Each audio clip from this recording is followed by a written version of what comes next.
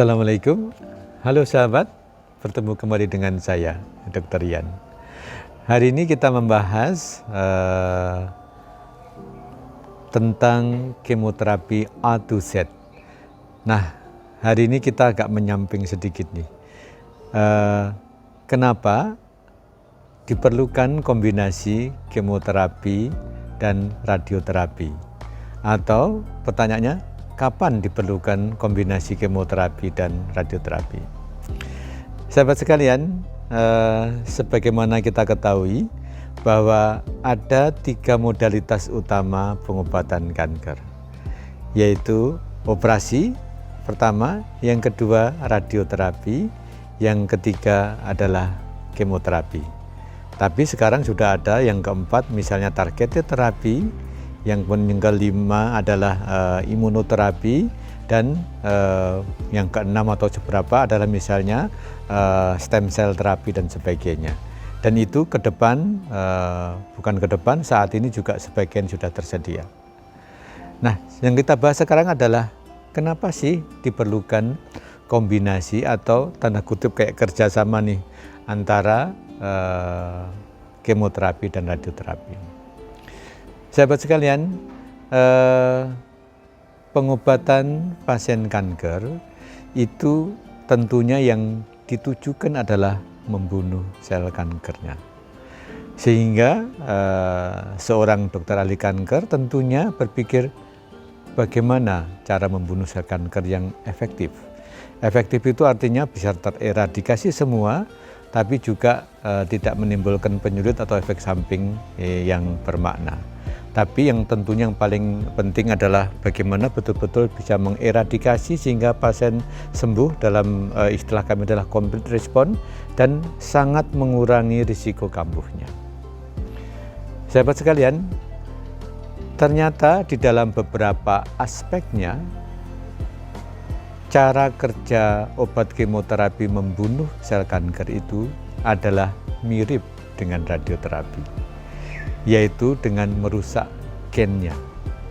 Dengan merusak gen suatu sel kanker, maka sel tersebut menjadi mati. Nah, pada keadaan apa yang diperlukan kombinasi? Pola berpikirnya adalah demikian. Pengobatan radioterapi, nanti saya berikan ilustrasi gambarnya, adalah menggunakan berbagai zat yang dibangkitkan, misalnya linek, atau misalnya dengan zat radioaktif, iridium, kobalt, dan sebagainya.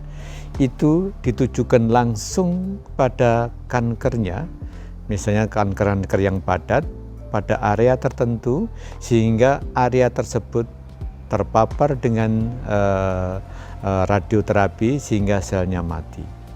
Artinya apa? Bahwa radioterapi yang utama adalah mengendalikan secara lokal pada kankernya. Istilah kami adalah local control. Yang kedua, kemoterapi juga bisa diberikan area. Saya mengambil contoh aja kanker mulut rahim, kanker serviks. Maka selain ditujukan pada serviknya, juga area diperluas menjadi searea pelvis atau panggul.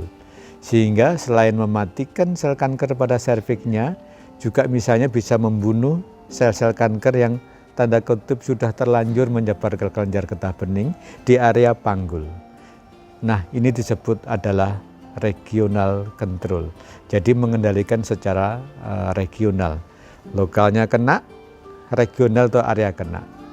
Nah, tentunya namanya sel kanker, dia bisa masuk ke pembuluh darah, masuk ke kelenjar limpa, dia jalan-jalan misalnya, kemudian menempel, tumbuh di paru-paru, di liver, di tulang, dan sebagainya.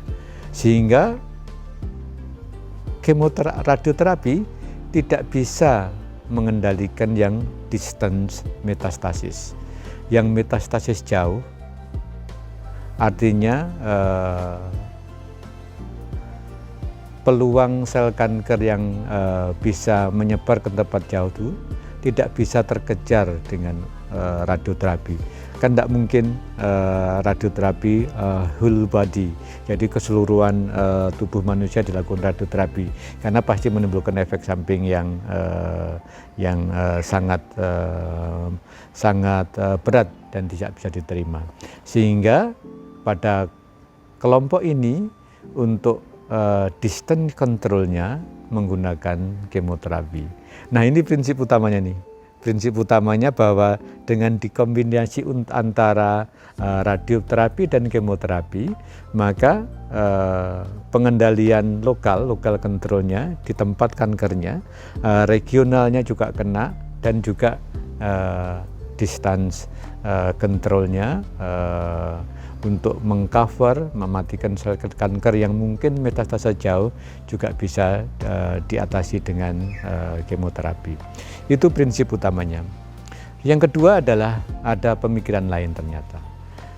Ternyata obat kemoterapi yang diberikan itu bisa diberikan bersamaan dengan radioterapi, disebut concomitant chemoradiation atau concurrent, jadi diberikan bersamaan. Misalnya kemoterapi hari Senin, radioterapinya hari Selasa, Rabu, Kamis, Jumat, Sabtu, hari Minggu istirahat. Ini disebut kemoterapi yang diberikan secara tanda kutip bersamaan, concurrent. Nah, juga bisa dilakukan secara bergantian, sekuensial. Artinya kemoterapi diselesaikan dulu atau radioterapi diselesaikan dulu, baru dilakukan tahapan selanjutnya. Kenapa demikian? Karena kadang-kadang pasien tidak bisa menerima secara bersamaan karena mungkin juga berat secara fisik, atau kadang-kadang di kita antri. Jadi jumlah mesin radioterapinya tidak mencukupi, sehingga kita sambil menunggu jadwal diberikan secara sekuensial. Tapi itu pun juga betul, dibetulkan secara protokol dan juga berdasarkan penelitian. Sehingga memang pada kasus tertentu, kanker tertentu diperlukan kombinasi antara kemoterapi dan radioterapi. Nah, satu lagi yang dipahami ternyata kemoterapi bisa digunakan sebagai radiosensitizer. Artinya ketika diberikan obat kemoterapi, maka harapannya radioterapi ternyata bisa lebih efektif.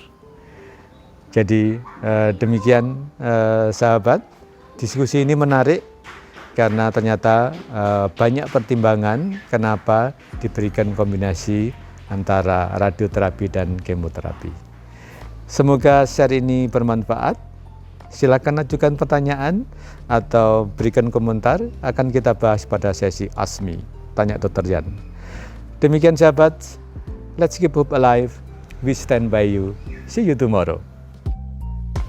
Mari dukung channel ini dengan memberikan like, share, comment, and subscribe.